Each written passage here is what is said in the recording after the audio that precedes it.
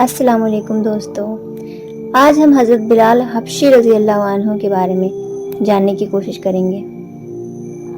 حضرت بلال حبشی رضی اللہ عنہ ایک مشہور صحابی ہیں جو مسجد نبوی میں ہمیشہ مؤذن اذان دینے والے رہے۔ شروع میں ایک کافر کے غلام تھے، اسلام لے آئے جس کی وجہ سے طرح طرح کی تکلیفیں دیے جاتے تھے۔ امیہ بن خلف جو مسلمانوں کا سخت دشمن تھا، ان کو سخت گرمی میں دوپہر کے وقت تپتی ہوئی ریت پر سیدھا لٹا کر ان کے سینے پر پتھر کی بڑی چٹان رکھ دیتا تھا تاکہ وہ حرکت نہ کر سکے۔ کہتا تھا کہ یا اس حال میں مر جائے اور زندگی چاہے تو اسلام سے ہٹ جائے، مگر وہ اس حال میں بھی احد احد کہتے تھے، یعنی معبود ایک ہی ہے۔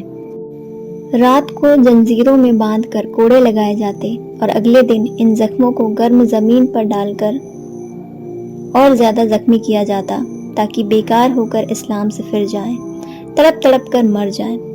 عذاب دینے والے اکتا جاتے، کبھی ابو جہل کا نمبر آتا، کبھی امیہ بن خلف کا، کبھی اوروں کا، اور ہر شخص اس کی کوشش کرتا کہ تکلیف دینے میں زور ختم کر دے۔ حضرت ابو بکر صدیق رضی اللہ عنہ نے اس حال میں دیکھا تو ان کو خرید کر آزاد فرمایا۔ دوستو، یہ تھے بلال حبشی رضی اللہ عنہ۔ چونکہ عرب میں بت پرست اپنے بتوں کو بھی معبود کہتے تھے، اس لیے ان کے مقابلے میں اسلام کی تعلیم توحید کی تھی، جس کی وجہ سے حضرت بلال رضی اللہ عنہ کی زبان پر ایک ہی ایک کا ورد تھا۔ یہ تعلق اور عشق کی بات ہے۔ ہم جھوٹی محبتوں میں دیکھتے ہیں کہ جس سے محبت کی جاتی ہے اس کا نام لینے میں لطف آتا ہے، بے فائدہ اس کو رٹا جاتا ہے، تو اللہ کی محبت کا کیا کہنا، جو دین اور دنیا میں دونوں جگہ کام آنے والی ہے۔ یہی وجہ ہے کہ حضرت بلال رضی اللہ عنہ کو ہر طرح ستایا جاتا تھا، سخت سے سخت تکلیف پہنچائی جاتی تھی۔